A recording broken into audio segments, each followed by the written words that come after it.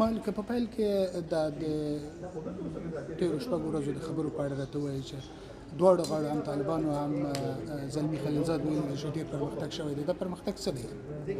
هو پرمختګ شوی دی. ټول هغه ټکي چې هغه د بحث لاندې راغلي وو هغه نهایي سوي او توافق سوی. ښه، نو بیا راتلونکي کې هغې د دوام ضرورت دی څه دی چې نهایي شوي دي؟ خو ټول ټکي نهایي سوي نه دي. دوام ضرورت دی ده چې ټول نه دي سوي، یو څو ټکي پاتې دي، په هغو بحث روان ده. نن هم پرې بحث وسه، خو د سولې لپاره د بین الافغاني کانفرانس لپاره وځنډول شول او د جولای په نهم به بیا خبرې شروع کېږي. کوم ټکو باندې د اختلاف ټکي څه پاتې دي تر اوسه پورې کوم؟ نو هغه خو اوس د بحث لاندې دي، داسې خو نه شي ویل کېدلی. داسې نه ده چې زه وایم چې د ډېر د اختلاف د بحث لاندې ټکي داسې ویلی شي چې په هغه نهایي سوي نه دي. او هغه چې نهایي شوي دي کوم دي؟ هغه خو په هغه ورځ باندې چې موږ اعلامیه نشروو یا خپروو یې اعلانوو او د سولې توافقنامه اعلانوو، په هغه به هغه ټول ټکي انشاءالله په هغه ورځ اعلان کړو. تاسې د هغې ورځې انتظار وباسئ. پر څلورو ټکو باندې د بحث خبرې کېږي چې له افغانستانه د بهرنیو ځواکونو وتل دي، د دې ضمانت ورکول چې افغانستان به د ترهګریزو فعالیتونو لپاره نه کارول کېږي خاوره او بین الافغاني مذاکرات یا د افغانستان حکومت سره مذاکرات او خبرې او دایمي اوربند. تاسو ویلي چې پر ډېرو باندې تفاهم شوی دی او نهایي شوي دي. کوم کېدای شي داسې ووایي چې دا لومړني دوه برخې نهایي شوي دي، دوه یې پاتې دي، یوې پاتې ده؟ څومره داسې مشخص نشم ویلی، خو ما ویلي دي چې زیات نهایي شوي دي. حتی په ځینو هغه کې ما دا ویلي وو چې 80% هغه ټکي چې د بحث لاندې وو نهایي شوي دي. په دې ډول باندې ویلی سم. البته هغه دوه چې موږ د امریکایانو سره دوه عمده ټکو باندې بحث کاوه او د موږ دپاره مهم و، د دوی دپاره مو هغه دا دی چې د موږ دپاره چې د افغانستان ټول خارجي قواوې ووځي او د امریکایانو دپاره چې د افغانستان خاوره د دوی په خلاف د دوی د متحدینو خلاف باندې استعمال نشي. نو لومړی خو طبعا په دې باندې بحث کېږي. بیا دا چې خلاص شي بیا موږ بین الافغاني مذاکراتو ته داخلي کړو. په هغه کې بیا نور د مسلې داخلي بعد او نور ټکي دي، په هغه وخت کې به بحث کېږي. په دا تېرو څو ورځو کې داسې ویل کېدل چې له افغانستانه د بهرنیو ځواکونو د وتلو پر مهالویش باندې د دواړو اړخونو ترمنځ اختلاف و. د موده یوې خوا ټینګار کوو چې په څو میاشتو کې دا ځواکونه ووځي او بل اړخ د کلونو خبره کوله. د نورو ټکو په شمول دا هم د اجندا یوه مهمه برخه ده. په دې باندې هم بحث شوی ده او بحث پرې روان ده. لا نه ده نهایي شوی؟ تاسو ویلي چې ډېرې خبرې نهایي شوي دي؟ نه ما دا داسې نه دي ویلي چې مهالویش نهایي شوی. مهالویش لا نه ده نهایي شوی، د بحث لاندې ده. او د سبا له افغانستان کوم هیات چې راغلی دی له هغو سره د خبرو دپاره ستاسو هیله څه ده چې څه به ترې ترلاسه شي؟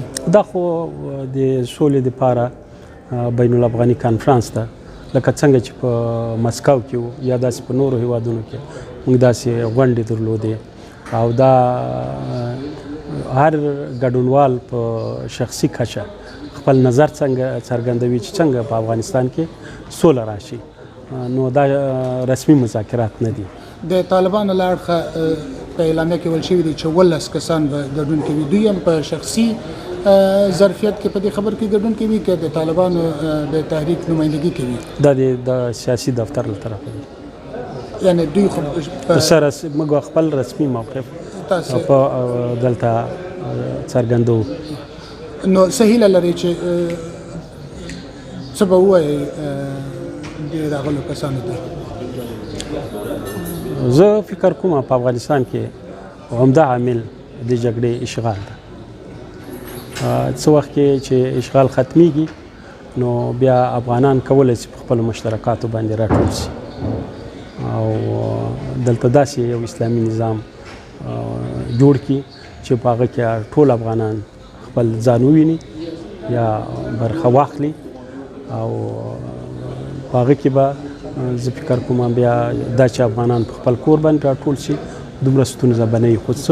خو همدا عامل دا ده چې د جګړې اشغال چې باید دا ختم سي، ځکه د دې مسؤلیت هم ټول افغانانو ته راجع کېږي، ځکه چې د دې افتخار هم بیا دوی ته راجع کېږي. خو په افغانستان کې له ډېرو سره د جګړې له پای ته رسېدو وروسته حالات په اړه اندېښنه شته ده، مثلا د مدني ازادیو په اړه، د ښځو د حقونو په اړه، نور کوم څه چې په افغانستان کې د تېرو 18 کالو لاسته راوړنې او بریاوې ګڼل کېږي د هغو د له لاسه وتلو په اړه اندېښنې شته ده. تاسې به څه ډاډینه ورکوئ د راغلي پلاوي ته چې څنګه به دا شیان خوندي کېږي او د دوی د اندېښنې به لرې کېږي؟ ګوره یادګیري خو داسې لاسته راوړنې دي چې څوک لاسته راوړنې وایي هغه لاسته راوړنې به نه وي، هغه ډېر اوږد بحث غواړي. لیکن کوم چې د افغانانو کوم اساسي حقوق دي، بشري حقوق دي، اسلامي حقوق دي، هغه به ټول د بین الافغاني مذاکراتو کې بحث کېږي. د هغوی دپاره د هېڅوک اندېښنه نه کوي.